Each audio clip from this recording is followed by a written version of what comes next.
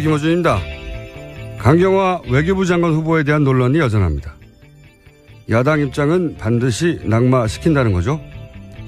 해명도 부족하고 그 역량도 의심된다는 겁니다.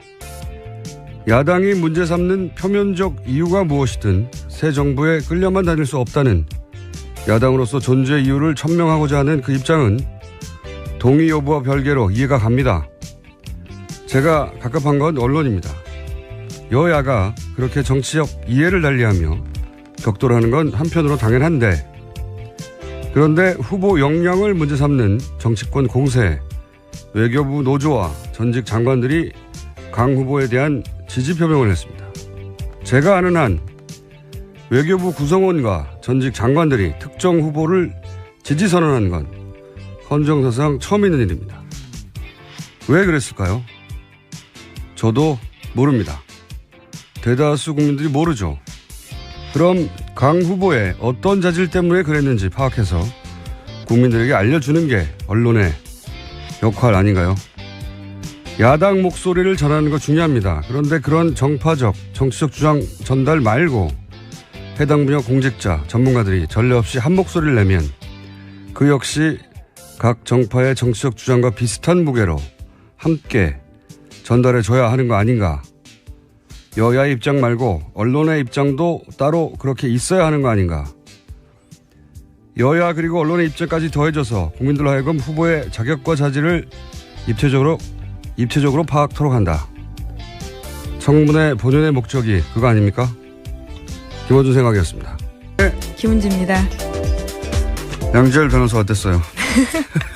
없어졌던 이름을 찾아줬습니다. 이알류라고요. 없어졌던 이름. 이 코너의 제목이 뭐였는지. 네. 네. 양지열 변호사 이번 주 한번 나오겠죠. 네. 나오기 전에 그 코너를 없애버리도록 하겠습니다. 이 블랙리스트에 올라가는 건가요? 그렇죠. 자, 일주일간 제가 한국 뉴스로부터 떨어져 있었는데 어떤 뉴스가 있었습니까?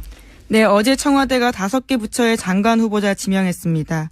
사회부총리 겸 교육부 장관에는 김상곤 전 경기도 교육감 발탁됐고요. 법무부 장관 후보자에는 안경환 서울대 명예교수 지명됐습니다. 국방부 장관에는 송영무 전 해군참모총장이 임명됐고요. 고용노동부 장관에는 조대엽 고려대 교수, 환경부 장관에는 김은경 전 청와대 비서관이 발탁됐습니다. 문재인 정부 인선을 관통하는 키워드 중에 하나가 제가 이제 인문학적 정부라고 불렀었는데 또 최근에 인선 쭉 보면서 어떤 넓은 의미의 문민 통제? 저는 그런 단어를 떠올렸는데 원래는 이제 군대를 군인이 아니라 합법적으로 선출된 민이 통제한다. 모든 민주국가의 운영 원리죠. 근데 이번에 사드 보고가 누락된 것도 군에 대한 이런 문민 통제가 완전하지 않다. 그런 징후를 읽을 수 있는데 어쨌든 최근 인사를 보면 문민 통제라는 단어가 떠오르는 것이 통상적으로 이제 엘리트 전문 집단 출신들이 독점하던 조직 있잖아요. 군도 그랬고 검찰도 그랬고 소위 고시 출신들이 지배하는 부처들도 있고. 근데 그쪽 출신이 아닌 인사로 그런 통제를 하겠다. 이 범주에 들어가는 모든 인사가 이 문민 통제의 어떤 확장 개념으로 저는 볼 수 있다고 생각하는데 예를 들어 조국 민정수석은 비검찰 출신이었잖아요. 네, 이번에 안경환 법무부 장관 후보자도 그렇습니다. 아예 사시 출신이 아닙니다. 그렇죠. 비법조인 출신이고. 예. 강경화 후보도 비외무고시 출신이고 그리고 이 국방장관 후보 송영무 국방장관 후보도 비육사 출신. 그렇죠. 예. 그러니까 우리는 아직 이제 군에 대해서는 이제 비육사 출신이긴 하지만 군 출신이긴 하죠. 그런데 유럽 같은 경우에는 여성 국방장관이 많아요. 예, 그렇죠. 아주 많습니다. 예. 한두 명이 아니고 그리고 그 중에는 군 출신이 아닌 아예 예를 들어서 유럽의 최강국이라고 할 수 있죠. 프랑스, 독일, 이탈리아 군이 강한 나라들이죠. 다 국방장관이 여성이에요. 예. 스페인, 네덜란드, 스웨덴, 노르웨이. 제가 알기로는 스웨덴은 그나마 여성 대령 출신인데 나머지는 군 출신도 아니에요. 여성들인데. 이제 우리나라에서 강경화 그 후보 관련해가지고 남성 후보가 낫겠다고 그런 한 의원이 얘기를 했지 않습니까? 네, 이현주 국민의당 의원이 말했습니다. 국방을 잘하는 남성의 외교장관을 해야 돼요. 여성 의원의 이야기죠. 프랑스는 핵 보유국이에요. 그런데 국방장관이 여성입니다. 예. 그리고 굉장히 상징적인 게 스페인 국방장관이었던 분. 그분이 임신을 한 채로 군 사열을 받았죠. 예, 그 사진 굉장히 유명합니다. 굉장히 예. 유명한 문민통제 상징적인 장면. 제가 알기로는 이분이 일찍 돌아가셨어요. 그것까지는 우리가 알 필요 없지만. 예, 몰랐네요. 예. 네, 어쨌든 문재인 정부는 아직 그 정도까지는 안 갔는데, 예. 근데 어쨌든 취약했던 이 문민통제 개념이 확장되어 가고 있다. 인사들을 보면 그런 생각을 하게 됩니다. 자, 근데 새로 발표한 인선 중에 그 문제가 될 전력들도 공개했죠?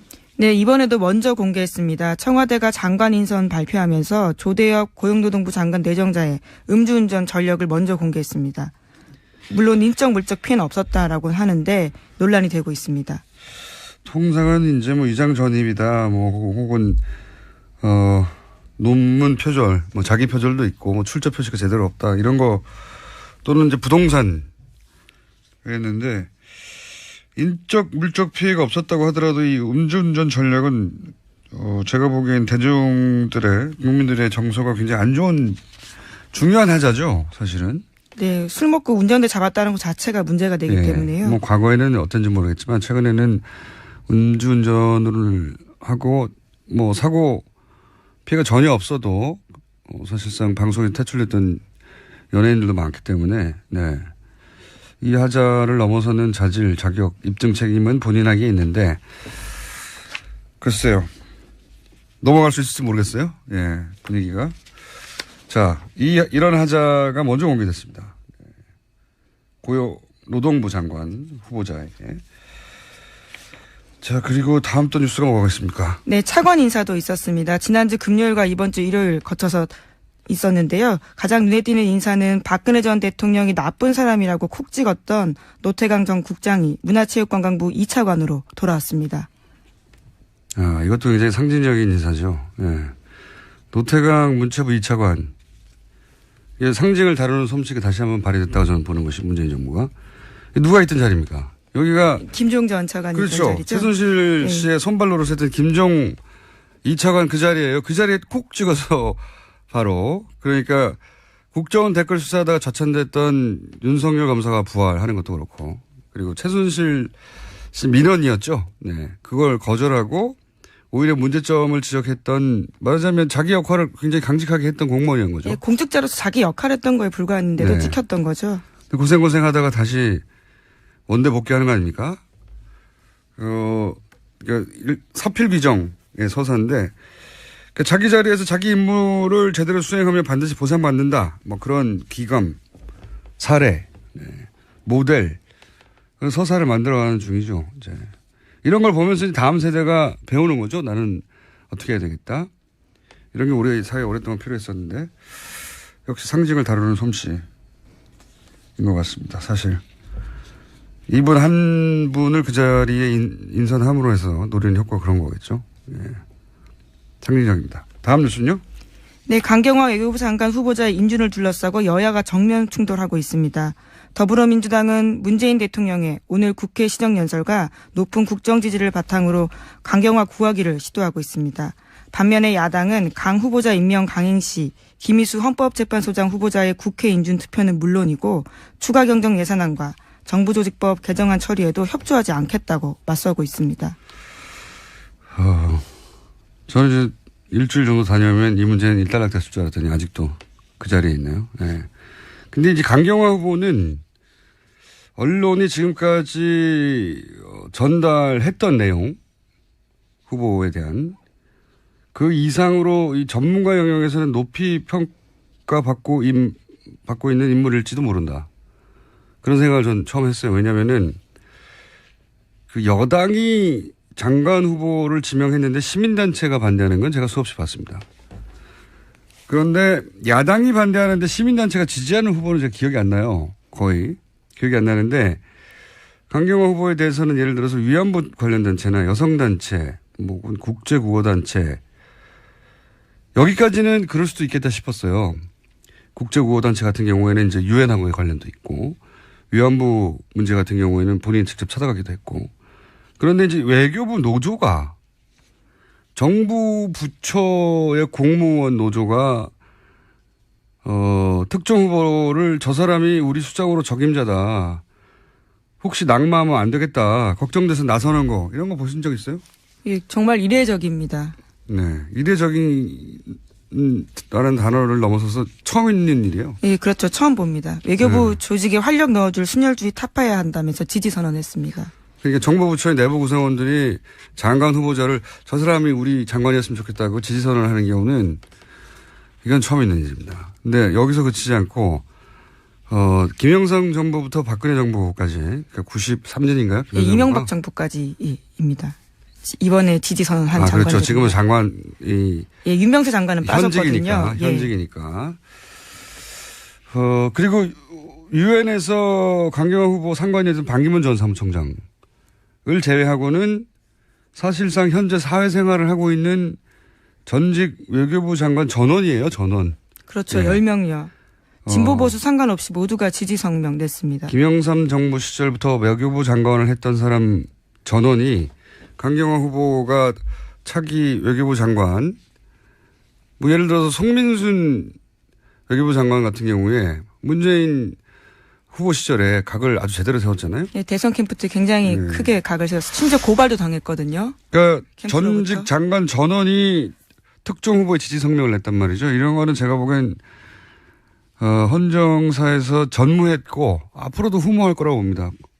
예. 그러니까 정치권에서 자질이 부족하다. 외교부 장관으로서. 그랬더니 해당 분야 전문가 집단에서 최고 자리에 올랐던 외교부 장관 10명이 직접 나서서 아니라고 말하는 거잖아요. 굉장히 전례가 없는 일입니다. 그래서 저는 이 정도 되면 강경화 후보에 대해서 언론들이 다시 알아봐야 된다고 생각해요. 왜 현직 구성원 전직 장관들이 전부 나서서 이 사람을 장관으로 해달라는 거잖아요. 저는 좀 쉽게 이해가 잘 안 가는 그 분야 전문가가 아니라서 그런 건지. 여하간 여야 공방도 전달해야 되는 거고 의혹도 중개해야 되는 거지만 그것만으로 부족한 거죠. 사실 언론의 역할이 여기서 굉장히 부족했다고 보는 것이 강경화 후보에 대해서 왜 외교부 전문가들이 나섰는지 전달해 줘야 된다고 봅니다. 네. 그걸 안 했다는 게 아쉬운 점이다. 언론의 직무유기였다. 저는 그렇게 생각이 들고. 예, 지난 10일에 있었던 일이기 때문에 또 앞으로도 나올 수 있을 거라고 봅니다. 네. 자, 이게 특이한 현상입니다. 그래서 저희가 잠시 후에, 외교부의 노조 연결해서 왜 그런 성명을 냈는지 민의로 인터뷰를 할 예정입니다. 자, 다음 뉴스는요? 네, 검찰 수뇌부가 줄줄이 사퇴하고 있습니다. 그런데 그 퇴임사에는 반성이 없다라고 한겨레 신문이 지적하고 있습니다.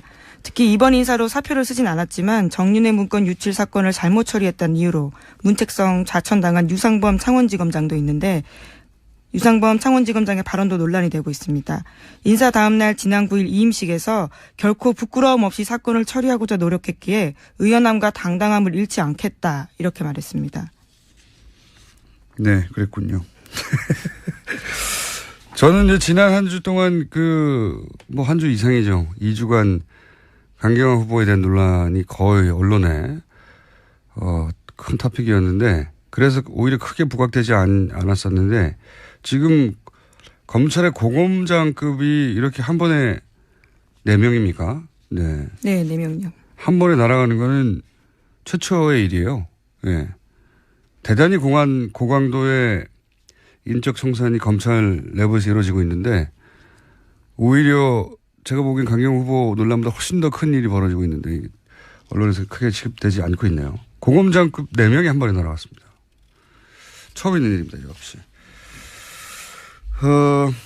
검찰에서 근데 보통 이 정도 되면은 여러 가지 이야기가 많이 나왔었거든요. 과거에는. 자기들끼리 회의도 있고 막 검찰의 반발도 있고 없는 거예요. 네, 상대적으로 조용한 편입니다. 없는 거예요. 대단히 고강도의 인적 청산이 검찰 내부에서 이루어지고 있는데 조용히 이루어지고 있습니다. 굉장히. 그 특이한 현상입니다. 이것도. 자, 관련 뉴스가 또 있나요? 네, 돈봉투 만찬 관련해서 김영란법으로 수사 의뢰된 이영렬 전 서울중앙지검장이 지난 주말에 몰래 조사받고 갔다고 또 보도됐습니다. 그러니까 포토라인에 세우지 않고요. 조용히 조사받고 갔다라는 겁니다. 하여튼 조용히 처리되고 있어요. 모든 게. 검찰 내부의 인적청산과 관련된 계획이 굉장히 조용히 처리되고 있다. 특이한 현상입니다. 주목할 만한. 자, 다음 뉴스는요? 네, 이제 다음 뉴스를 하기 전에 지부장님 연결이 되어 있다고 하는데 괜찮으실까요? 그렇군요. 외교부 노조? 예. 민의로 하기로 했죠? 예. 네. 본인이 진행을 하고 그래요? 제작진들이. 죄송합니다. 제작진들이. 예. 메시지를 시그널을 넣었군요. 보내셔서요. 네. 빨리 하라고. 네. 김호준 정신없다고. 죄송합니다. 자, 미니 인터뷰. 좀 전에 얘기를 했었습니다만, 강경화 외무부 장관 후보자 청문 보고서 채택을 야당이 거부하고 있죠. 그런데 외교부 공무원 노조에서 강 후보자 임명을 지지하고 나섰습니다. 왜 그랬을까요? 국가공무원 노동조합 외교부 지부의 한상구 지부장 연결해 보겠습니다. 안녕하세요. 예, 안녕하십니까. 한상구입니다. 네, 우선 이 국가공무원 노조 소개부터 해주십시오. 네, 말씀하신 그 국가공무원노동조합은 고용노동부, 기재부, 경찰청 등 26개 중앙부처 소속 지부 2만 5천 조합원으로 구성된 법내 유일의 노동단체입니다. 외교부 공무원노조도 그중에 한 지부로서 2006년 설립 신고되었고요. 네. 조합원은 지부장님 카톡 좀 꺼주십시오. 죄송합니다. 네. 조합원은 외부 영사직과 일반직 전 직렬에 걸쳐서 한 240여 명 정도가 됩니다. 예. 참고로 이제 최상위 단체는 대한민국 공무원 노동조합 총연맹이며 조합원 수는 한 15만 정도 됩니다. 예. 알겠습니다. 굉장히 큰 노조인데, 그런데 이 외교부의 공무원 노조가 장관 후보에 대해서 공개적으로 지지 선언을 하고 성명을 낸 건 제가 알기로는 최초인데 최초 맞죠? 예, 그렇습니다. 최초. 왜 이렇게 직접 성명까지 낸 겁니까? 네, 일반적으로 반대 성명을 내는 경우는 많이 있지만 지지 성명은 극히 드문 일이고 외교부 논평은 이번이 처음입니다. 우리 외교는 이제 새로운 패러다임과 조직 문화 혁신을 원하고 있습니다. 이러한 새로운 리더십을 보여줄 수 있는 인재를 정쟁의 희생양으로 잃고 싶지 않다는 것이 외교부 구성원들의 마음이기 때문입니다. 예. 그렇군요. 예. 인재라고 보신 건데. 그리고 새로운 패러다임, 조직 문화 혁신을 말씀하셨는데 외교부 조직 문화 혁신이란 건 어떤 걸 말하는 겁니까? 네, 이거 좀 어떻게 내부 치부를 좀 드러내는 것 같아서 좀 그렇습니다만 그동안 이제 고시 특정 대학, 남성 중심, 간부 중심으로 운영되었던 조직 운영이 지금 몇 년 동안 그래도 나아지고는 있지만 지속적인 개선이 요구되어 왔습니다. 이러한 조직 운영은 권위적이고 소통에 취약하며 결과도 빈약한 면을 드러냈습니다. 상명하달식의 의사 전달 구조 속에서 밤늦도록 쉴 도 없이 일에 파묻혀 지내지만 주요 현안에 이렇다 할 결과를 내놓지 못했습니다. 같이 일했던 동료들에 의하면 강 후보자는 탈권위적이고 소통과 대면 보고를 중시하며 부하 직원들의 말을 귀 기울일 줄 아는 외교부 개혁의 적임자로 구성원들은 그렇게 판단을 하고 있습니다. 네. 외교부에서는 강 후보자와 함께 일했던 동료들로부터 그런 평가도 받았고 들었고 그래서 외교부 구성원들은 이 인물이라면 지금까지 외교부 순혈주의를 개혁하는데 적임자라고 내부 구성원들이 판단을 했다. 그렇습니다. 네, 그런데 이런 인재가 이제 정쟁을 통해서 낙마한다든가 그런 일이 있었으면 안 되겠다 싶은 절박감 같은 게 구성원들 사이에 있었다. 이런 말씀이시네요? 예, 그렇습니다. 예. 근데 이제 야당에서는 업무 능력에 대해서도 이제 의문을 제기하거든요. 외교부 장관으로 업무를 제대로 할 수 있겠냐. 이 부분에 대해서 어떻게 판단하십니까? 예, 하여튼 의문 제기에 앞서서 인사청문회를 지켜본 국민의 한 사람으로 좀 몇 가지 보고 느낀 점을 좀 말씀드리고자 합니다. 네. 장장 한 13시간이 넘는 시간을 후보자의 답변을 듣기 위한 장이라기보다는 사실상 그 취조에 가깝다는 느낌을 지울 수가 없었습니다. 능력 검증이라며 정책 질문하는 경우에도 소위 낚는 질문을 퀴즈처럼 던지면서 후보자가 답변을 머뭇거리거나 신중함을 보이면 능력 없음, 소신도 비전도 없으므로 낙인을 찍는 것은 옳지 않다고 생각을 합니다. 또한 야당이 후보자의 청문회 결과 보고서 채택 거부를 여타 공직 후보자 인준권과 연계시키는 것은 정말 인사청문회의 본질을 훼손하고 정쟁의 수단화시키는 것에 다를 바가 없습니다. 강 후보자는 외교부에서도 유엔에서도 늘 중용되고 사랑받아온 인사입니다. 유엔도 그 어느 무대보다 국가 간 이해가 첨예하게 충돌하고 관료주의가 팽배해지고 있습니다. 그 속에서도 강경화는 코피 아난, 반기문, 최근 구테레시 등 3대에 걸친 사무총장에게 중용된 바 있습니다. 특히 구테레시 현 사무총장은 강 후보자에게 인수위원장을 맡아줄 것을 요청하였고 이후 사무차장급인 정무특보라는 자리를 새로 만들어 자신을 곁에 두고자 했습니다. 그렇군요. 예, 그리고 그녀가 아프리카 시리아의 그 인권유린 현장을 누리면서 문제를 해결해온 모습은 세계인에게 감동을 줬습니다. 이제 그녀가 은발을 날리며 대한민국의 외교 수장으로 국제 무대에서 활약할 날을 상상해 보는 것만으로도 대한민국 위상이 올라간 듯해 뿌듯함을 느낍니다. 예. 알겠습니다. 어떤 이미지를 외교부 직원들은 가지고 있는지. 근데 마지막으로 그러면 외교부 직원들을 대변해서 이 강경화 후보에 대한 어떤 외교부 직원들의 기대를 방송에서 전해주시면요. 짧게 전해주십시오. 시간이 없습니다. 예. 간단히 좀 대신해서 말씀을 좀 드리고 싶은 것은요. 강경화 후보는 문재인 정부가 지향하는 시대적 요구와 외교 리더십을 보여줄 수 있는 적임자입니다. 국민 직접 소통하고 세계를 무대로 당당하게 우리 입장을 설득할 수 있는 따뜻함과 능력을 겸비한 후보자입니다. 외교부가 더 이상 폐쇄적인 조직이 아니라 열린 조직, 집단 무기력에 빠진 조직이 아니라 당당하고 활기찬 조직으로 거듭나기를 기대하고 있습니다.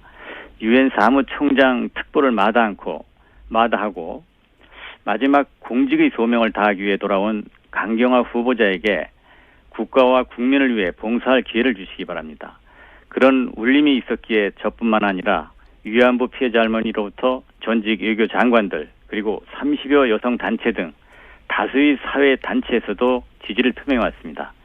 마지막으로 노조를 포함해 외교부 2,200명의 직원들이 강경화 후보가 그 역할을 제대로 수행할 적임자로 그를 외교부 수장으로 원하고 있다는 말을 국민들에게 전하고 싶습니다. 감사합니다. 알겠습니다. 오늘 말씀 감사합니다. 예, 고맙습니다. 네, 지금까지 한상구 외교부 지부 지부장이었습니다. 국가공무원 노동조합회. 굉장히 인상적인 인터뷰네요. 네. 네. 그렇군요. 외교 내에서는 이미지가 좋군요. 네. 시간이 거의 다 됐는데 제목 한두 줄 정도 읽고 끝낼 수 있을 것 같습니다. 네, 프랑스에서 마크롱 신당이 돌풍을 일으키고 있습니다. 현재 하원 의원 뽑는 총선 진행 중인데 70% 이상 석권한다고 70%요? 합니다. 네. 국회의원이 한 명도 없는 있습니다. 네, 국회의원이 한 명도 없는 정당이었어요. 네. 근데 이제 대통령을 뽑고 바로 총선을 하니까 이렇게 되는 거죠. 아마 우리나라에서도 대선 직후에 총선이 있었다면 비슷하지 않았을까 싶습니다. 네. 제가 김호준입니다. 강경화 외교부 장관 후보에 대한 논란이 여전합니다. 야당 입장은 반드시 낙마시킨다는 거죠. 해명도 부족하고 그 역량도 의심된다는 겁니다. 야당이 문제 삼는 표면적 이유가 무엇이든 새 정부에 끌려만 다닐 수 없다는 야당으로서 존재 이유를 천명하고자 하는 그 입장은 동의 여부와 별개로 이해가 갑니다. 제가 갑갑한 건 언론입니다. 여야가 그렇게 정치적 이해를 달리하며 격돌하는 건 한편으로 당연한데 그런데 후보 역량을 문제 삼는 정치권 공세, 외교부 노조와 전직 장관들이 강 후보에 대한 지지 표명을 했습니다. 제가 아는 한 외교부 구성원과 전직 장관들이 특정 후보를 지지 선언한 건 헌정사상 처음 있는 일입니다. 왜 그랬을까요? 저도 모릅니다. 대다수 국민들이 모르죠. 그럼 강 후보의 어떤 자질 때문에 그랬는지 파악해서 국민들에게 알려주는 게 언론의 역할 아닌가요? 야당 목소리를 전하는 거 중요합니다. 그런데 그런 정파적, 정치적 주장 전달 말고 해당 분야 공직자, 전문가들이 전례 없이 한 목소리를 내면 그 역시 각 정파의 정치적 주장과 비슷한 무게로 함께 전달해줘야 하는 거 아닌가. 여야의 입장 말고 언론의 입장도 따로 그렇게 있어야 하는 거 아닌가. 여야 그리고 언론의 입장까지 더해져서 국민들로 하여금 후보의 자격과 자질을 입체적으로 파악토록 한다. 청문회 본연의 목적이 그거 아닙니까? 김원준 생각이었습니다. 네. 김은지입니다. 양지열 변호사 어땠어요? 없어졌던 이름을 찾아뒀습니다. 이알류라고요. 없어졌던 이름. 이 코너의 제목이 뭐였는지. 네. 네. 양지열 변호사 이번 주 한번 나오겠죠. 네. 나오기 전에 그 코너를 없애버리도록 하겠습니다. 이 블랙리스트에 올라가는 건가요? 그렇죠. 자, 일주일간 제가 한국 뉴스로부터 떨어져 있었는데 어떤 뉴스가 있었습니까? 네, 어제 청와대가 5개 부처의 장관 후보자 지명했습니다. 사회부총리 겸 교육부 장관에는 김상곤 전 경기도 교육감 발탁됐고요. 법무부 장관 후보자에는 안경환 서울대 명예교수 지명됐습니다. 국방부 장관에는 송영무 전 해군 참모총장이 임명됐고요. 고용노동부 장관에는 조대엽 고려대 교수, 환경부 장관에는 김은경 전 청와대 비서관이 발탁됐습니다. 문재인 정부 인선을 관통하는 키워드 중에 하나가 제가 이제 인문학적 정보라고 불렀었는데 또 최근에 인선 쭉 보면서 어떤 넓은 의미의 문민 통제? 저는 그런 단어를 떠올렸는데 원래는 이제 군대를 군인이 아니라 합법적으로 선출된 민이 통제한다. 모든 민주국가의 운영 원리죠. 근데 이번에 사드 보고가 누락된 것도 군에 대한 이런 문민 통제가 완전하지 않다. 그런 징후를 읽을 수 있는 중요한 하자죠, 사실은. 네, 술 먹고 운전대 잡았다는 것 자체가 문제가 되기 때문에요. 과거에는 어떤지 모르겠지만 최근에는 음주운전을 하고 사고 피해가 전혀 없어도 사실상 방송에 퇴출됐던 연예인들도 많기 때문에 이 하자를 넘어서는 자질, 자격, 입증 책임은 본인에게 있는데 글쎄요. 넘어갈 수 있을지 모르겠어요. 분위기가. 자, 이런 하자가 먼저 공개됐습니다. 노동부 장관 후보자에게. 자, 그리고 다음 또 뉴스가 뭐가 있습니까? 네, 차관 인사도 있었습니다. 지난주 금요일과 이번 주 일요일 거쳐서 있었는데요. 가장 눈에 띄는 인사는 박근혜 전 대통령이 나쁜 사람이라고 콕 찍었던 노태강 전 국장이 문화체육관광부 2차관으로 돌아왔습니다. 이것도 굉장히 상징적인 인사죠. 노태강 문체부 2차관. 이게 상징을 다루는 솜씨가 다시 한번 발휘됐다고 저는 보는 것이 문재인 정부가. 누가 있던 자리입니까? 여기가. 김종 전 차관이 있던 자리죠. 최순실 씨의 손발로로 했던 김종 2차관 그 자리예요. 그 자리에 콕 찍어서 바로. 그러니까 국정원 댓글 수사하다가 좌천됐던 윤석열 검사가 부활하는 것도 그렇고. 그리고 최순실 씨 민원이었죠. 그걸 거절하고 오히려 문제점을 지적했던 말하자면 자기 역할을 굉장히 강직하게 했던 공무원이었던 거죠. 네, 공직자로서 자기 역할을 했던 거에 불과했는데도 찍혔던 거죠. 고생하다가 다시 원대 복귀하는 거 아닙니까? 남성 후보가 낫겠다고 그런 한 의원이 얘기를 했지 않습니까? 네, 이현주 국민의당 의원이 말했습니다. 국방을 잘하는 남성의 외교장관을 해야 돼요. 여성 의원의 이야기죠. 프랑스는 핵 보유국이에요. 그런데 국방장관이 여성입니다. 그리고 굉장히 상징적인 게 스페인 국방장관이었던 분. 그분이 임신을 한 채로 군 사열을 받았죠. 그 사진 굉장히 유명합니다. 굉장히 유명한 문민 통제 상징적인 장면. 제가 알기로는 이분이 일찍 돌아가셨어요. 그것까지는 우리가 알 필요 없지만. 몰랐네요. 어쨌든 문재인 정부는 아직 그 정도까지는 안 갔는데 근데 어쨌든 취약했던 이 문민 통제 개념이 확장되어 가고 있다. 인사들을 보면 그런 생각을 하게 됩니다. 자, 근데 새로 발표한 인선 중에 문제가 될 전력들도 공개했죠? 네, 이번에도 먼저 공개했습니다. 청와대가 장관 인선 발표하면서 조대엽 고용노동부 장관 내정자의 음주운전 전력을 먼저 공개했습니다. 물론 인적 물적 피해는 없었다라고 하는데 논란이 되고 있습니다.